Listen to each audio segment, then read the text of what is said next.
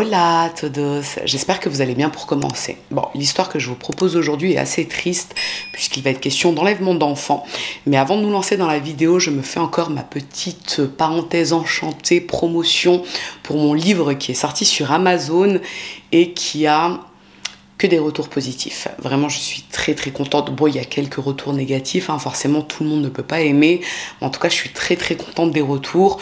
Je vous mets la couverture ici ou ici. Je vous mets également le lien en espace info et dans un commentaire épinglé. C'est un polar qui se passe entre la France et l'Algérie. Et là, je travaille sur une suite puisque vous me l'avez demandé et que je n'ai pas eu le choix que d'accepter. Donc voilà, ce que je vous propose à présent, c'est de cesser les digressions ici et maintenant. Je vous laisse vous installer tranquillement et puis je vous dis à tout de suite. We even used to joke around school because they used to ask us, are you guys sure you're not sisters? And we used to joke like maybe in another lifetime, not knowing we're actually sisters. And then L'histoire d'aujourd'hui débute en avril 1997 à Cape Town, en Afrique du Sud.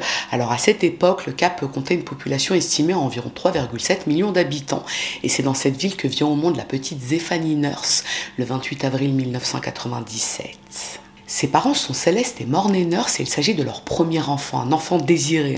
Donc forcément, ils sont comblés même s'ils sont très jeunes à ce moment-là. Mornay a 19 ans, il travaille comme électricien, tandis que Céleste a 18 ans au moment où elle tombe enceinte et elle est encore étudiante. Et malgré ça, ils ont décidé de garder leur fille. Céleste s'est installée chez la famille de Mornay à Cape Town et dans la mesure où ils sont très croyants, Céleste et Mornay se sont mariés en janvier 1997, donc quelques mois avant la naissance de la petite Zephanie. Le but, c'était de faire les choses dans l'ordre, c'est-à-dire avoir un enfant au sein du mariage. Donc le 28 avril 1997, Zephanie vient au monde dans un établissement très réputé, autant localement qu'à l'international, l'hôpital Groote Schuur du Cap. Il est notamment connu pour y avoir opéré la première transplantation cardiaque humaine réussie le 3 décembre 1967. C'est un établissement de qualité, forcément, donc Céleste est bien entourée. Mais l'accouchement a été très éprouvant pour elle. Déjà, elle a accouché par césarienne. Elle a reçu une quantité importante de sédatifs pour calmer ses douleurs post-opératoires. Ce qui fait qu'elle n'a pas pu profiter de Zephanie dans ses tout premiers instants. Elle était dans les vapes la plupart du temps. Cela dit, sa famille Mornay et la famille de Mornay sont venus à l'hôpital, ils ont pu voir la petite et tout le monde était fou de bonheur. Le lendemain de l'accouchement, même si Céleste est très fatiguée, elle se prête au jeu de la photo traditionnelle de naissance. Vous savez, les photos là où on est présenté comme un petit trophée, comme sur cette photo d'ailleurs. Bon, ça c'est une photo dossier, les liens, c'est moi à la naissance avec mon gros corps. Bref, Céleste fait la photo, même si elle est à moitié dans les vapes. Et après la fameuse photo, elle donne sa fille à une infirmière qui est présente dans sa chambre pour qu'elle la remette dans son berceau. Et après ça, la jeune mère sombre dans un profond sommeil à cause des sédatifs.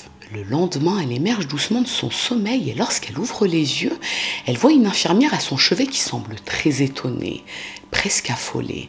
Elle lui demande où est son bébé. La petite Zephanie n'est plus dans son berceau, qui se situe juste à côté du lit de Céleste. Autant vous dire qu'il n'en faut pas plus pour sortir complètement Céleste de son sommeil.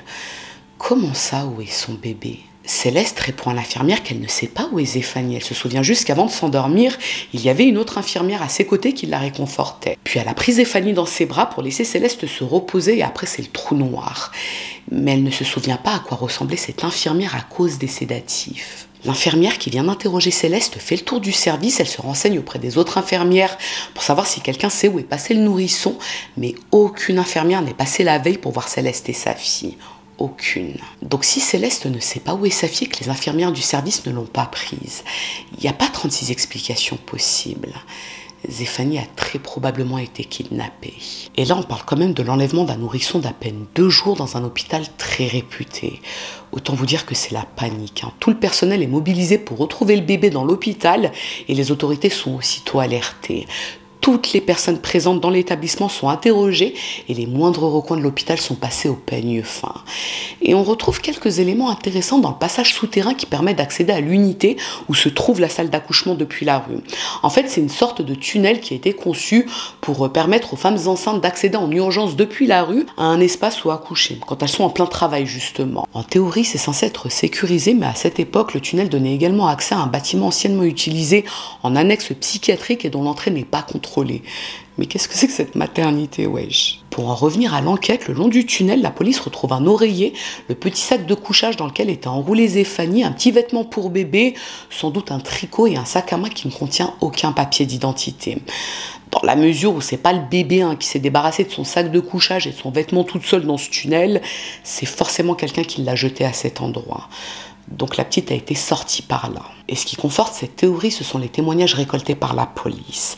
Parmi le personnel de l'hôpital et les patientes présentes ces derniers jours, certaines se souviennent d'une jeune infirmière qui avait un comportement très étrange. Elle déambulait dans les couloirs de l'hôpital et elle semblait vouloir se lier d'amitié avec les jeunes mères du service, en mode forcing. Elle s'approchait des patientes, elle leur posait des questions assez personnelles. Une patiente du nom de Shirin Pitt se souvient même que quelques jours avant l'enlèvement de Zéphanie, elle a surpris cette infirmière dans sa chambre avec son bébé à elle, dans les bras. Elle voulait a priori sortir de la chambre avec le nourrisson. Et quand Shirin lui a demandé ce qu'elle faisait avec son bébé, l'infirmière lui a répondu qu'elle le réconfortait parce qu'il pleurait. Rien de plus. Bon, le problème c'est qu'à ce moment-là, on est quand même à la fin des années 90, donc l'hôpital ne dispose pas des mêmes normes de sécurité qu'aujourd'hui. Les gens entrent et sortent, un peu comme dans un moulin. Alors certes, il y a des agents de sécurité dans l'hôpital, mais ils n'ont rien vu de suspect. Et concernant les caméras de surveillance, malheureusement certaines ne fonctionnent pas à ce moment-là, donc impossible de visionner les images qui pourraient permettre d'identifier l'infirmière en question. Cela dit, le personnel de l'hôpital est formel. La description de cette femme ne correspond à aucune infirmière du service de maternité. C'était une femme d'âge moyen, plutôt bien en forme et mate de peau. Certes, elle était habillée avec un uniforme d'infirmière, mais ça ne correspond à personne dans l'hôpital. Donc le scénario le plus probable, en prenant en compte la tenue d'infirmière et l'oreiller trouvé dans le tunnel, c'est que cette femme s'est d'abord introduite dans l'hôpital en se faisant passer pour une infirmière afin de faire des repérages. Puis elle est revenue dans l'hôpital avec un coussin dans le ventre pour se faire passer pour une femme enceinte. Et elle a enlevé le bébé en passant par le tunnel. Une femme enceinte qui déambule dans un service de maternité, ça n'éveille pas les soupçons, non, pas plus qu'une infirmière. Ça, c'est une théorie qui se tient. Et d'ailleurs, pour ceux qui aiment les téléfilms à l'ancienne, il y a un téléfilm de 1993 avec une histoire d'infirmière qui vole un bébé et qui s'appelle Le berceau vide. Je vais vous mettre la couverture, la jaquette, on dit ça comme ça. C'est avec Kate Jackson, vous savez, la drôle de dame pour les connaisseurs. C'est un excellent film qui est d'ailleurs basé sur une histoire vraie, celle d'un bébé enlevé à la naissance aux États-Unis dans les années 70 ou 80, je crois. Je vous le conseille. Parenthèse fermée. Pour en revenir à notre affaire, Céleste et Mornay rentrent chez eux 5 jours après l'enlèvement de leur fille. Ils sont dévastés, comme vous pouvez l'imaginer. Et dans la mesure où la police n'a aucun indice, aucune idée de la raison pour laquelle la petite a été enlevée, eh bien forcément, il y a mille et un scénarios qui traversent leur esprit. Est-ce que Zéphanie a été enlevée pour alimenter un réseau de trafic d'enfants? Est-ce qu'elle est toujours vivante? Est-ce qu'elle a été abusée? On n'en sait rien. Céleste et Mornay, eux, espèrent malgré tout retrouver leur fille. Ils gardent espoir, ils ont même l'intime conviction qu'elle va bien. Elle est quelque part saine et sauve, et elle va bien. Donc il faut la retrouver. Les recherches continuent, les autorités sont mobilisées 24 heures sur 24, et l'histoire de l'enlèvement de la petite Zéphanie fait le tour de la presse. Peut-être que quelqu'un est au courant de quelque chose, peut-être que quelqu'un a vu quelque chose. Mais les semaines passent et toujours aucune trace du bébé. Céleste ne perd pas espoir, bien au contraire. Elle continue de parler de sa fille à la presse, elle se mobilise et elle et Mornay harcèle les autorités. Mais rien. Et les mois qui suivent, toujours rien. Il y a bien eu cette femme que des voisins ont dénoncée à la police. Elle a eu un enfant au même moment que l'enlèvement de Zéphanie et pourtant, d'après ses voisins, elle n'était pas enceinte. Mais quand la police a vérifié cette piste, ça n'a rien donné. Le bébé était un garçon. En fait, son voisinage n'avait pas remarqué sa grossesse parce qu'elle n'avait pas un gros ventre. Donc, hormis cette piste, rien. Et pendant plusieurs années, la famille Nurse attend inlassablement, désespérément que quelqu'un se manifeste pour les aider à retrouver la petite Zéphanie. Comme vous pouvez l'imaginer, Céleste a vécu une dépression assez grave après l'enlèvement de sa fille. Et cet événement les a tellement traumatisés, elle et Mornay, qu'ils ne voulaient plus avoir d'autres enfants. Ils craignaient qu'on leur enlève encore un enfant après l'accouchement. Ce qu'on peut largement comprendre. Cela dit, la famille a été soudée. Mornay et Céleste ont surmonté leurs craintes. Et en 2001, donc 4 ans après la naissance de Zéphanie, ils accueillent une seconde petite fille, Cassidy. En 2006, la famille accueille un garçon, Joshua, et en 2007, une autre fille, Mika. Même si Mornay et Céleste continuent leur vie, on va dire ça comme ça, il n'empêche qu'ils souffrent toujours autant. En fait, le plus dur, c'est de ne pas savoir. Qu'est-il arrivé à leur fille? Est-ce qu'elle a été volée par une femme qui voulait un enfant? Ou est-ce qu'elle a été enlevée pour un réseau? Est-ce qu'elle a été maltraitée? Est-ce qu'elle a été tuée? Disons que, comme je vous l'ai dit tout à l'heure, il y a mille et un scénarios qui passent par la tête d'un parent dont on a enlevé l'enfant. Leur crainte, même s'ils restent très optimistes, c'est que la petite souffre et qu'elle espère que ses parents viennent l'aider ou qu'ils viennent la libérer. Mais s'ajoute à ça la peur démesurée qu'il puisse arriver quelque chose à leurs 3 autres enfants. Et si quelqu'un enlève à présent leur fils ou leurs 2 filles, Céleste est surprotectrice avec ses 3 enfants. Elle ne les perd jamais de vue. Quand ils lui demandent par exemple pourquoi ils ne peuvent pas faire du vélo au coin de la rue alors que c'est une communauté fermée et donc a priori sécurisée, elle leur explique que les enfants se font kidnapper, qu'elle ne veut pas qu'il leur arrive quoi que ce soit. Ce qui en soi n'est pas faux. Les 3 enfants sont au courant bien sûr qu'ils ont une grande sœur et qu'elle a été enlevée quand elle était bébé. Leurs parents leur ont tout raconté. D'ailleurs, le 28 avril de chaque année, donc à la date d'anniversaire de Zéphanie, la famille Neur s'achète un gâteau et elle fête l'anniversaire de Zéphanie pour ne pas l'oublier. Et la presse est également invitée dans le but de relancer des appels à témoins. Peut-être que, rongé par les remords, quelqu'un parlera. Qui sait? Bon, malgré tout, c'est une famille qui garde espoir. C'est admirable, certes, mais on va pas se mentir, les gars.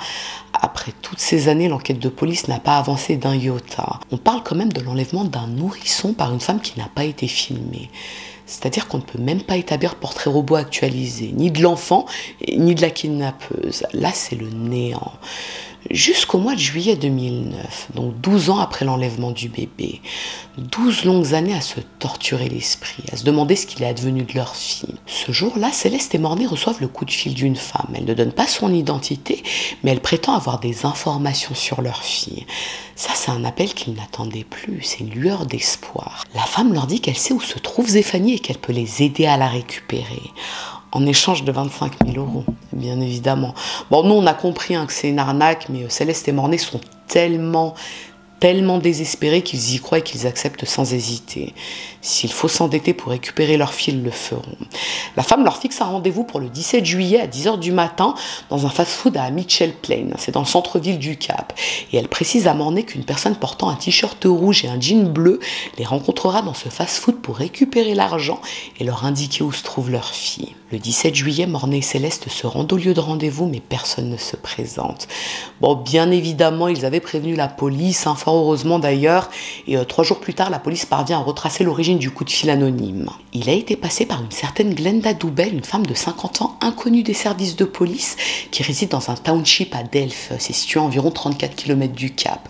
C'est-à-dire dans le même quartier que la mère de Céleste. Glenda et la mère de Céleste sont même plutôt bonnes copines, et c'est d'ailleurs la mère de Céleste qui parlait souvent à Glenda de la disparition de Zéphanie. C'est comme ça que Glenda a eu l'idée de se faire de l'argent facile. Alors pourquoi de l'argent facile? Tout simplement parce que Glenda a été longuement interrogée. En fait, elle n'a aucune information sur la disparition de la petite. Elle voulait simplement se faire de l'argent facile, comme je vous l'ai dit.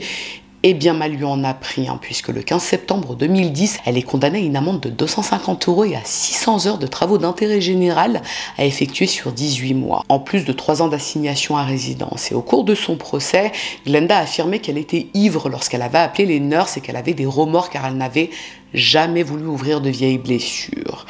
L'alcool a bon dos, Glenda, n'est-ce pas? Autant vous dire que pour Mornay et Céleste, ça a été une nouvelle épreuve. C'est comme si on les poignardait une nouvelle fois en plein cœur pour bien leur rappeler qu'ils ne retrouveront jamais leur fille.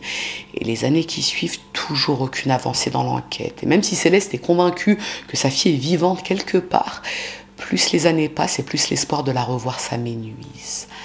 Sauf que, les gars, tout est possible. Vous vous souvenez de Cassidy, la sœur de Zéphanie? Le 15 janvier 2015, Cassidy a 14 ans et elle fait sa première rentrée au lycée Swanswick du Cap en classe de 4e.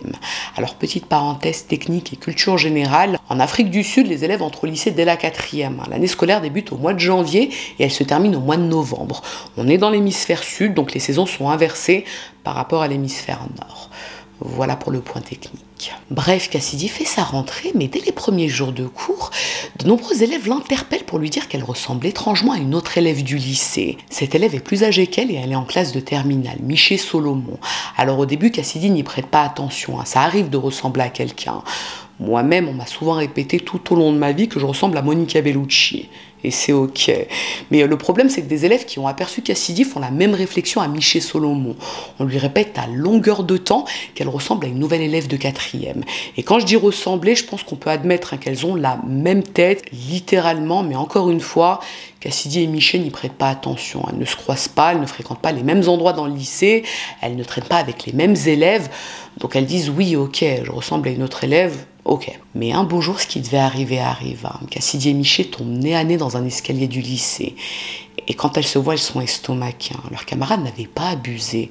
Elles ont la même tête. Bon, elles trouvent ça marrant, elles se regardent, elles entament la conversation et le courant passe tout de suite entre elles. C'est comme une évidence. Et malgré leur différence d'âge, donc 4 ans, elles deviennent amies. Elles traînent ensemble au lycée, elles s'ajoutent sur les réseaux sociaux et un jour, elles se prennent en selfie. On dirait 2 sœurs jumelles sur cette photo. Miché rentre chez elle, elle montre la photo à ses parents, Lavona et Michael, qui eux aussi trouvent qu'il y a une petite ressemblance. Surtout Michael, il trouve même que la jeune fille sur la photo, donc Cassidy, ressemble beaucoup à la fille du propriétaire du magasin d'électricité où il fait parfois ses courses. Et le propriétaire de ce magasin n'est autre que Mornay, le père de Cassidy. Mais encore une fois, ça peut arriver de ressembler à quelqu'un, non ? Cassidy, de son côté, montre également le selfie à ses parents pour leur faire voir la ressemblance. Et là, Céleste et Mornay ont une sensation bizarre. Cette fille, Miché, elle a vraiment les mêmes traits que Cassidy. Et quand Cassidy leur dit en plus que Miché a 4 ans de plus qu'elle, pour eux, c'est une évidence. Ça peut pas être une coïncidence, ça, non. C'est forcément leur fille Zéphanie. Ils en sont convaincus. Mais avant de prévenir les autorités, ils veulent quand même vérifier un détail. La date de naissance de Miché. Ok, elle a 4 ans de plus que Cassidy, donc ça correspond. Mais il faut être sûr de ce point avant d'alerter les autorités. Céleste et Mornay ne veulent pas nourrir de faux espoirs encore une fois. Donc ils demandent à Cassidy de demander à Miché sa date de naissance. Ce qu'elle fait. Alors au départ, Miché ne comprend pas pourquoi sa copine insiste autant pour connaître sa date de naissance. Mais elle finit par lui répondre qu'elle est née le 30 avril 1997. Précisément la date de l'enlèvement de Zéphanie. Bon, là, je pense qu'il n'est plus vraiment question de coïncidence, n'est-ce pas? Cela dit, Céleste et Mornay veulent en avoir le cœur net. Ils ont déjà souffert là, avec l'histoire de Glenda, vous savez, la dingo là, qui voulait leur extirper de l'argent. Donc avant d'impliquer les autorités, ils veulent en savoir un peu plus sur Miché. Ils montent à plan avec Cassidy. Elle devra proposer à Miché de venir manger dans un restaurant près de chez eux. Et Céleste et Mornay passeront par là par hasard et ils engageront la conversation avec elle. Le rendez-vous en question se fait au mois de février 2015. On n'a pas beaucoup de détails sur la teneur de cette rencontre, mais bon, j'imagine que Céleste et Mornay ont parlé avec Miché de façon superficielle pour vérifier s'ils ressentaient que c'était bien leur fille. Et ça leur a semblé évident. Après le rendez-vous, Mornay contacte aussitôt l'officier chargé de l'enquête sur la disparition de sa fille et il lui demande de vérifier la piste de Miché Solomon. Les nurses sont convaincus que c'est leur fille, mais il faut que ce soit les autorités qui le confirment, logique. Et c'est ce que l'enquêteur fait. Mais ce qu'il découvre, c'est que l'acte de naissance de Miché Solomon est un document falsifié. Là, ça commence à faire beaucoup de coïncidences. Quelques jours après ce rendez-vous au restaurant, Miché se rend au lycée comme d'habitude. Mais en plein cours, elle est convoquée dans le bureau du directeur. Et quand elle arrive, 2 femmes l'attendent. Ce sont des assistantes sociales. Et après s'être représentées, elles expliquent à Miché que l'une de ses camarades, Cassidy, avait une sœur aînée qui a été enlevée à l'hôpital le 30 avril 1997. Et on pense que c'est elle. Bon, je vous laisse imaginer un peu l'état psychologique de Miché quand on lui annonce ça. Pour elle, c'est n'importe quoi. Cette histoire n'a aucun sens. D'ailleurs, elle leur dit qu'elle n'est pas née à l'hôpital Grouture du Cap, comme le bébé enlevé. Elle est née à l'hôpital Rétrit. C'est situé à une vingtaine de minutes de route. C'est même écrit sur son acte de naissance. Mais les travailleurs sociaux lui répondent que tout ça a déjà été vérifié par la police. Aucun bébé ne portant son nom et son prénom n'y est né le 30 avril 1997. C'est d'ailleurs ce qu'avait vérifié un enquêteur de police et c'est ce qui a confirmé que Miché ne peut être que Zéphanie. Mais pour lever tout doute, les assistantes sociales proposent à Miché de se soumettre à un test ADN, ce qu'elle accepte. Bon, elle est persuadée que toute cette histoire est un terrible malentendu et que le test ADN leur prouvera qu'ils se trompent tous. Ils se rendent à l'hôpital, on lui fait une prise de sang et en attendant les résultats, les assistantes sociales expliquent à Miché qu'elle n'a pas le droit de rentrer chez ses parents, Lavona et Michael. Elle est dorénavant sous la protection des services sociaux. Et autant vous dire qu'elle le vit très mal, ce qu'on peut comprendre d'ailleurs. Le lendemain, l'hôpital rend les résultats du test ADN et c'est sans appel les gars. Miché Solomon est bien Zéphanie Nurse. C'est une bonne nouvelle, cela va sans dire, mais tout le monde n'accueille pas cette nouvelle de la même manière. Alors du côté de Céleste et Mornay Nurse, c'est bien sûr un grand soulagement. Ils ont enfin retrouvé leur fille 17 ans après qu'elle leur a été enlevée. Pendant des années et des années, Céleste et Mornay affirmaient aux médias quand on les interviewait qu'ils savaient que leur fille était saine et sauve quelque part. Ils avaient cette intuition, elle était vivante, donc il fallait continuer de la rechercher. Mais le plus fou dans cette histoire, c'est que pendant toutes ces années, la famille Solomon vivait à 5 km à peine du domicile de la famille Nurse. Et lorsqu'elle était petite, Michée Zéphanie jouait même régulièrement avec son père adoptif sur le terrain situé en face de la maison des Nurse. Et Michael se rendait même occasionnellement dans la quincaillerie de Mornay. C'est fou quand on y pense. Concernant Michée Zéphanie, c'est un peu plus compliqué à vivre, forcément. Quand on lui annonce qu'elle n'est pas la fille de ses parents et qu'elle a été volée à la naissance, tout son monde s'écroule. C'est un cauchemar éveillé, cette histoire. D'autant qu'après les résultats du test ADN, donc à la fin du mois de février, la police interpelle Lavona et Michael. Ils sont placés en garde à vue, ils sont interrogés, mais Michael et Lavona ne comprennent pas ce qu'il se passe. Lavona, qui est âgée de 50 ans, se défend d'avoir fait quoi que ce soit de mal ou d'illégal. Michée et sa fille, elle l'a porté dans son ventre. Bon, là, on lui explique que le test ADN a parlé, il n'y a pas de doute possible, Michée est bien Zéphanie, elle n'a pas porté cet enfant dans son ventre. Mais Lavona insiste, ce n'est pas ce qu'on croit. Elle va bien sûr tout nous expliquer. Lavona raconte qu'à l'époque, donc dans les années 90, elle avait beaucoup de mal à avoir un enfant. Elle faisait systématiquement des fausses couches, ce qui la rendait profondément triste. Elle voulait un enfant. C'était son rêve le plus cher. Ça lui travaillait l'esprit du matin au soir. Et c'est là qu'elle a pensé à l'adoption. Après tout, si elle ne pouvait pas tomber enceinte, rien ne l'empêchait d'adopter un enfant et de l'aimer comme si elle l'avait elle-même mis au monde. Et ça tombait bien puisqu'une connaissance à elle, une certaine Sylvia, lui aurait alors proposé d'adopter un bébé. Elle lui aurait dit qu'une jeune fille était enceinte, mais elle ne voulait pas garder son enfant, elle voulait le mettre à l'adoption.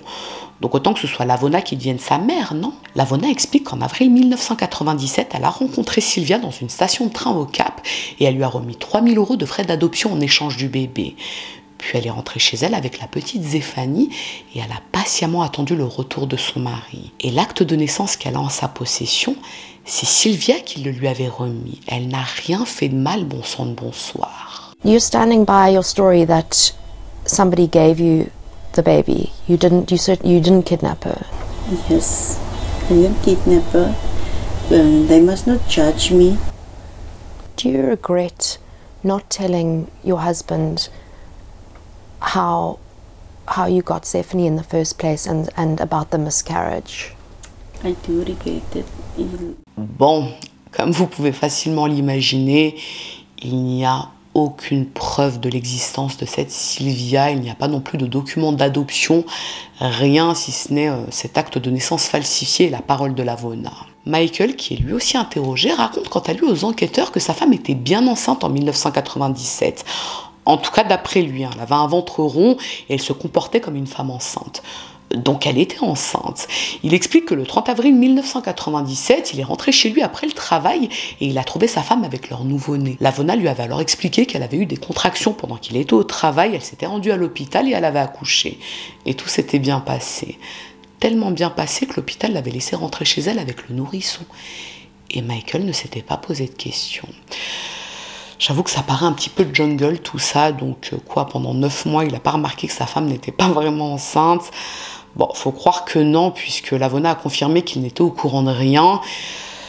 Après, à l'époque, c'est vrai que si on regarde un petit peu les photos de Lavona, elle était assez forte.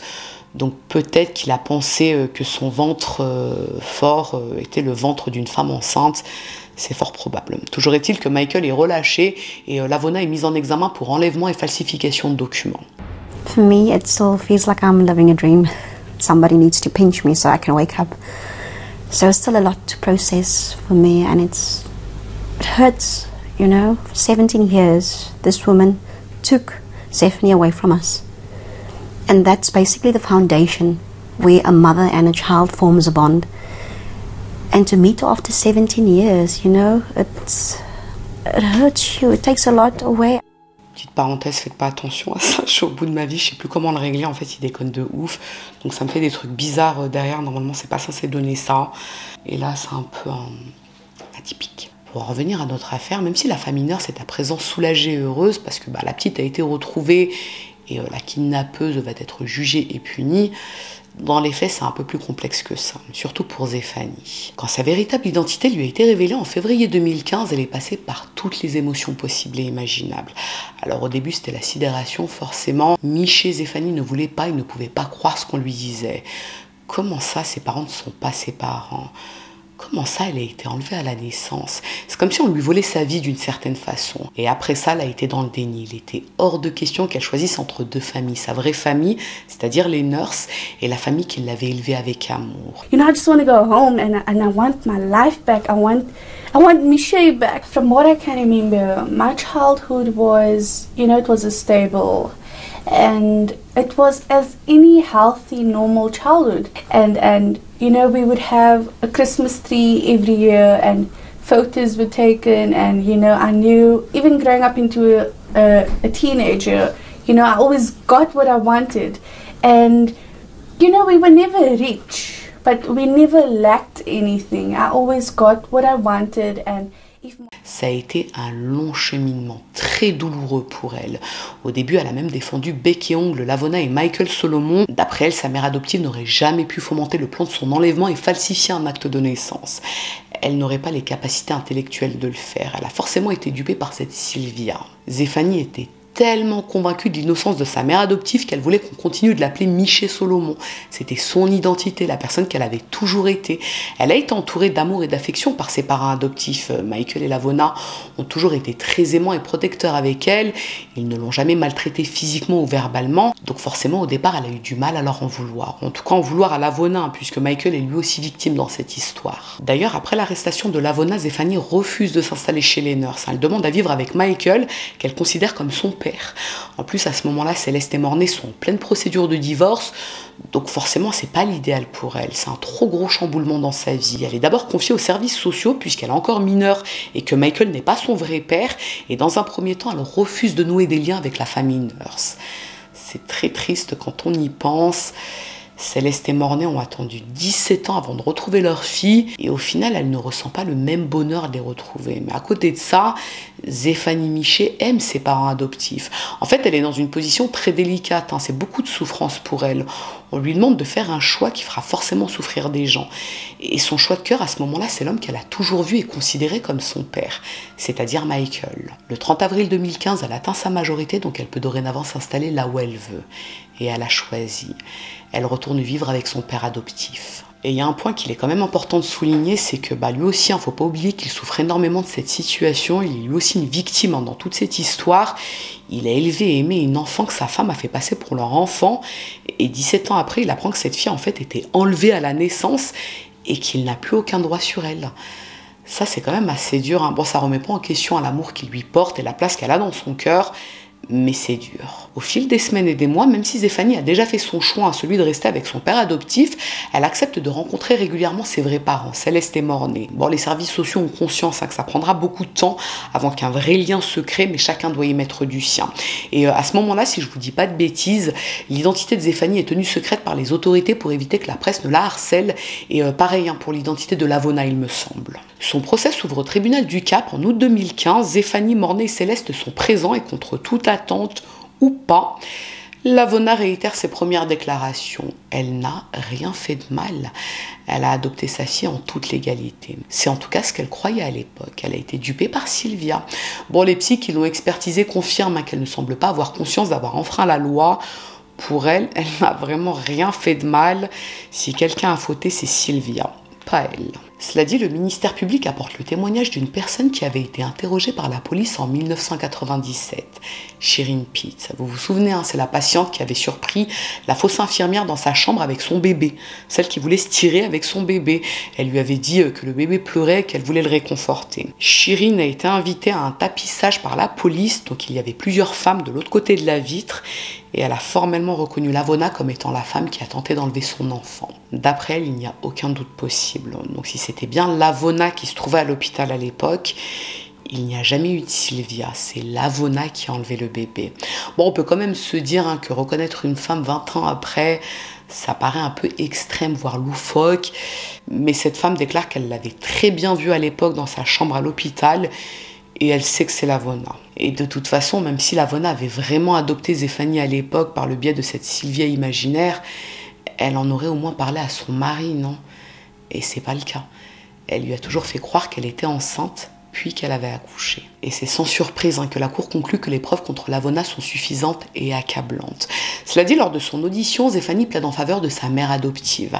Elle demande qu'elle ne soit pas trop durement sanctionnée. Et Céleste et Mornay se rangent derrière leur fille. Ils expliquent qu'ils ont pardonné à Lavona depuis longtemps. Bon, là encore, c'est assez touchant. Zéphanie aime sa mère adoptive, elle ne veut pas qu'elle soit emprisonnée trop longtemps. Et Céleste et Mornay aiment leur fille, ils ne veulent pas qu'elle souffre trop de l'emprisonnement de Lavona.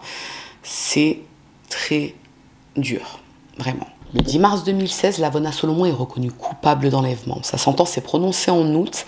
Elle est condamnée à 10 ans de prison. C'est très clément, mais la Cour a pris plusieurs éléments en compte. Bon, tout d'abord, l'audition de Zéphanie, mais aussi le casier vierge de Lavona et ses problèmes cardiaques. Les années qui ont suivi le procès de Lavona, tout n'est pas tout de suite rentré dans l'ordre pour la famille Nurse et Zéphanie. Vous vous doutez bien, elle a eu beaucoup de mal à se sentir proche de sa vraie famille, à considérer ses parents comme ses parents, son frère et ses sœurs comme son frère et ses sœurs. En fait, il fallait tout apprendre d'eux et il fallait s'en imprégner d'une certaine façon pour qu'ils deviennent sa famille. Ça a été très compliqué, mais apparemment les choses ont commencé à se débloquer à partir de 2017. À ce moment-là, Zéphanie vient d'avoir 20 ans, elle se marie et elle donne naissance à son premier enfant, Sophia. Et le fait de devenir elle-même maman, ça lui a permis de mieux comprendre sa mère biologique. En tout cas, la détresse dans laquelle elle a vécu toutes ces années. Comment est-ce qu'elle réagirait si on lui volait son enfant? Et comment elle le vivrait si, une fois retrouvée, son enfant refusait de la considérer comme sa mère? En 2018, elle donne naissance à un fils, Mathéo, et au fur et à mesure, elle commence à nouer des liens plus profonds avec Mornay et Céleste. Elle les appelle même papa et maman. Et elle se rapproche davantage de son frère et de ses sœurs. Surtout de Cassidy, avec qui elle avait eu cette connexion instantanée au lycée. Et elles se ressemblent vraiment énormément, ces deux jeunes filles. Tout ça pour vous dire que ça se débloque, doucement mais sûrement. Zéphanie est harcelée par la presse, elle doit composer en même temps avec sa vie de famille, avec ses parents, avec son père qui l'a élevée, Michael, et d'après les interviews qu'elle a données, elle veut tirer un enseignement de son drame pour pouvoir aider les autres. En août 2019, elle publie son autobiographie, Zéphanie, 2 mères, une fille, une histoire extraordinaire. D'après la rédactrice du livre, c'était un moyen pour Zéphanie de se réapproprier son histoire, vu qu'on la lui a volée d'une certaine façon. D'abord Lavona, puis la presse qui s'est jetée sur cette affaire quand il y a eu la levée de l'anonymat de Zéphanie et Lavona. Et tout le monde y allait de sa petite opinion, de son impression, de son avis. Disons qu'elle n'a pas été tranquille. Et il y a eu également une série, un documentaire sur cette affaire. Alors la série s'appelle Blood and Water. Elle a été lancée sur Netflix en 2020. Et en fait, ça s'inspire de l'histoire de Zéphanie. Les noms, les lieux, les dates ont été changés. Mais c'est clairement inspiré de cette histoire. Pour le documentaire, il s'appelle Zéphanie et il est sorti en 2022 sur la plateforme Disney+, a priori. Mais à vérifier, de toute façon, j'ai pas Disney+, donc je pourrais pas le regarder. Mais ceux qui ont Disney+, n'hésitez pas à le regarder et à nous faire un retour s'il était intéressant, ce dont je ne doute pas. Concernant nos protagonistes et ce qu'ils deviennent aujourd'hui, Lavona a été libérée de prison en août 2023 après 7 ans d'incarcération. Elle est en liberté conditionnelle jusqu'en août 2026 et après sa libération, elle est retournée vivre chez sa famille à Sea Winds dans la banlieue du Cap. Elle se serait bien adaptée à sa nouvelle vie d'après ses proches et a priori elle n'est plus avec Michael Solomon. Bon, je pense que c'est pas a priori. Je pense qu'il a divorcé quand elle était encore incarcérée. Zéphanie a continué de voir sa mère jusqu'en 2022. Elle lui rendait régulièrement visite en prison parce que malgré tout, elle l'aime. Mais elle voulait aussi connaître la vérité. Elle voulait que Lavona lui explique ce qu'il s'est réellement passé quand elle a été enlevée bébé. Même s'il n'y a pas vraiment de doute possible, on sait avec quasi certitude que c'est Lavona qui a enlevé ce bébé ce jour-là. Mais disons que Zéphanie a beaucoup défendu sa mère adoptive. Elle a longtemps cru que cette Sylvia avait vraiment existé, que sa mère n'avait rien fait de mal, que ce serait elle aussi une victime. Mais bon, Lavona ne lui a jamais raconté la vérité. On va dire qu'elle n'est pas encore prête à dire les choses apparemment. Peut-être qu'elle a peur. Peut-être qu'elle se dit que si elle raconte la vérité à sa fille adoptive, Zéphanie la détestera. Et d'une certaine façon, ça n'a pas vraiment loupé, puisque depuis quelques années, Zéphanie a pris ses distances avec elle et elle ne veut pas l'inclure dans sa vie familiale. Elle a expliqué que pour s'épanouir pleinement en tant que mère, elle a besoin de ne plus être aussi proche d'elle qu'avant. Cela dit, elle reconnaît qu'elle aimera toujours Lavona comme une mère, et on peut là aussi largement le comprendre. Lavona a été une très bonne mère pour elle, et je pense que c'est sans doute ça le plus compliqué dans cette histoire. Comment Zéphanie pourrait en vouloir à cette femme alors qu'elle a été une très bonne mère pour pour elle.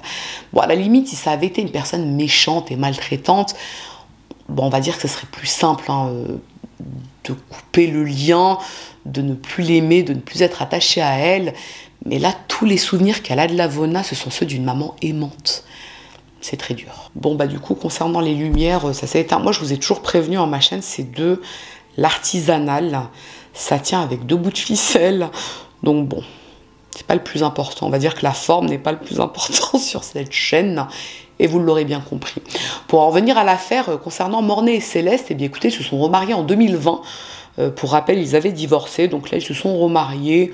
Tout va bien, donc tant mieux pour eux. Zéphanie, quant à elle, s'est séparée du père de ses 2 enfants il y a quelques années, Kassim Kotsi, puis elle s'est remariée en 2023 à un dénommé Justin Sheldon Jr., avec qui elle a eu un petit garçon en octobre 2024. Aujourd'hui, elle a 28 ans, elle est comblée et a priori tout se passe pour le mieux avec ses vrais parents, Mornay et Céleste. Et elle a également conservé des liens très forts avec Michael Solomon, son père adoptif. Ils se voient souvent et il considère les enfants de Zéphanie comme ses petits-enfants.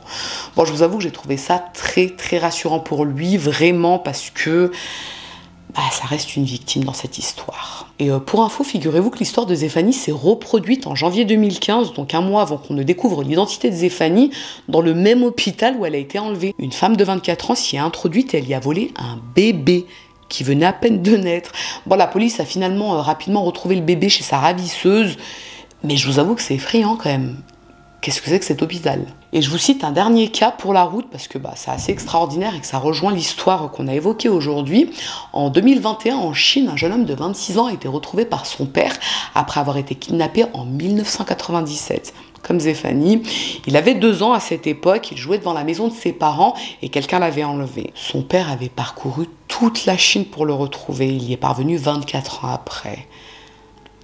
C'est beau. Voilà tout pour l'histoire de Zéphanie Nurse, les gars. Bon, je pense que certains doivent déjà la connaître, parce qu'elle a quand même été assez médiatisée à l'époque, même si moi je la connaissais pas. Je dois vous dire que dans cette histoire, celui qui me fait le plus de peine, c'est Michael. Je vais être honnête avec vous, c'est Michael qui me fait le plus de peine dans cette histoire. Alors oui, je suis peinée pour tout le monde, cela va sans dire, mais miskin Michael. Michael, il a vécu avec une dingo. Et à la fin, il est là, on lui dit ta fille que t'aimes, c'est pas ta fille. T'as aucun droit sur elle dorénavant. Oh, ça, c'est vraiment le choc. Et pour Lavona, bien sûr, hein, moi je pense que c'est elle, effectivement, qui a enlevé la petite à l'hôpital, Sylvia. Non, mais MDR, les gens n'aiment pas assumer les dingueries. Les gens n'aiment pas assumer les dingueries qu'ils font.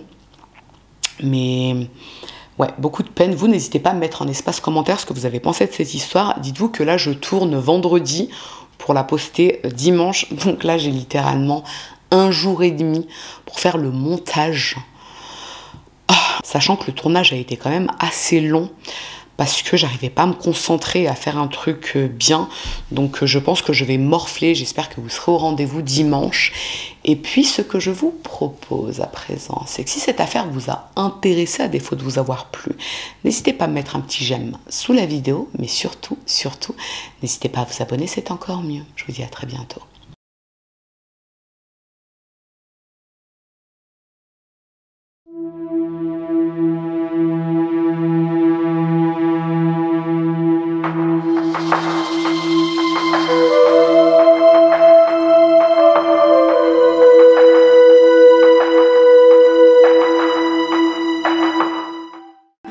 Well, you know, I would say Michelle was the teenager that I was in high school.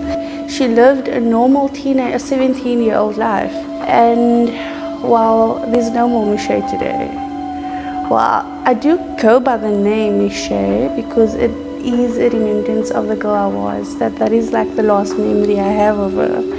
So Zéphanie is actually the person that I am. As I said, it was very difficult. I would say it was so confusing. I didn't know who I was. So I was really torn apart between the two. So that's why I have decided, you know, stick with Michelle, the name. It is what is normal, but me accepting Zéphanie and that is who I am, is also acknowledging the pain. There are days when you know, I do get a bit of a depression, and I do sometimes feel like I wish this never happened, you know, and I tend to tell myself, you know, your life might have been so much different. But then there's another part of me that says, you know, I'm glad I found out, and I'm glad I got to see who are my real parents, where I actually come from. I'm actually glad that this has happened. I got to see a lot in life, the ugliness of it as well. Like, as I said, it forced me to be strong, to mature, and it's just something I had to do. But it's working well for me. I've managed to balance it. It's crazy and confusing, because it is a confusing situation. It's very complex.